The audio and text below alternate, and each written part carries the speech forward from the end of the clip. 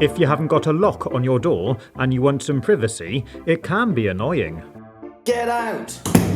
Today I'm going to show you 5 different simple ways to lock your door without having to modify it. The old classic, put a chair under the door handle, is even easier these days. Just set the height of the back and roll it straight under the door handle. If someone tries to enter, they simply won't be able to push the handle down.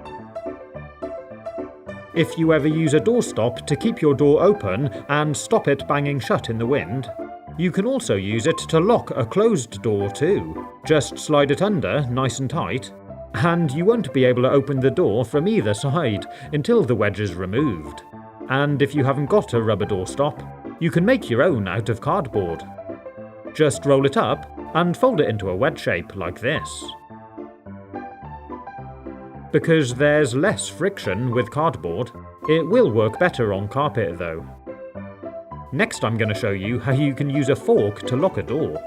Make sure it's a fork you don't care about because you will need to destroy it.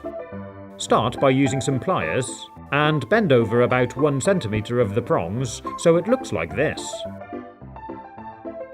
Then cut the handle off the fork, so you're left with 2 separate pieces like this. Do be careful if the metal's sharp. Next, open the door that you want to lock, take the head of your fork, and insert the prongs into the striker plate like this, so that it hooks into the hole. This will allow you to still close and open the door.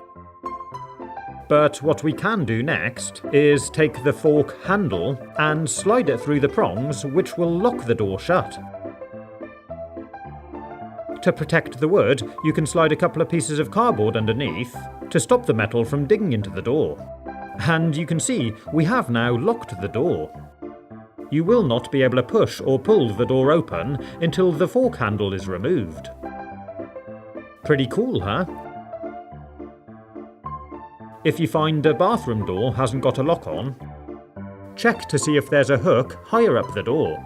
If there is, you can hang your belt over it and stretch it over the door handle like this.